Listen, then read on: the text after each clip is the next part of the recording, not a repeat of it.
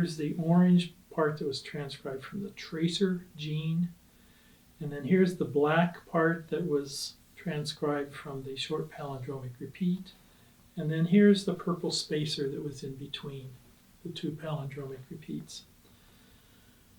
And then this thing on the end here, this is what's going to win Jennifer Doudna a Nobel Prize, because she and her colleagues figured out that they could actually connect these dual RNAs into a single guide RNA with this little tetraloop.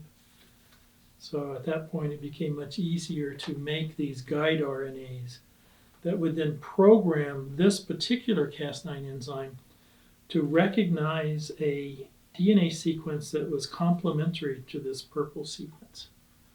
So this model is, of course, all glued down on this tabletop so that we can use it in presentations like this. But what your students would do is they have to construct this out of the pieces.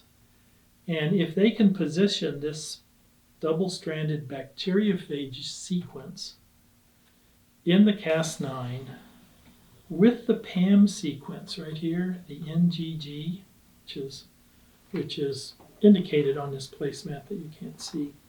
But if they position the DNA correctly, they can then ask if this top strand, the target strand, is complementary to the purple guide RNA.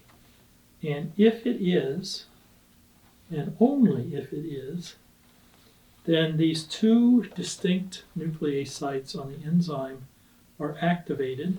So this nuclease site cuts the top strand, this nuclease site cuts the bottom strand, at which point you can remove this double-stranded fragment. And we could go ahead and take the other one apart as well. So we have introduced a cut, a double-stranded cut, in the human genome at a sequence which is statistically unique.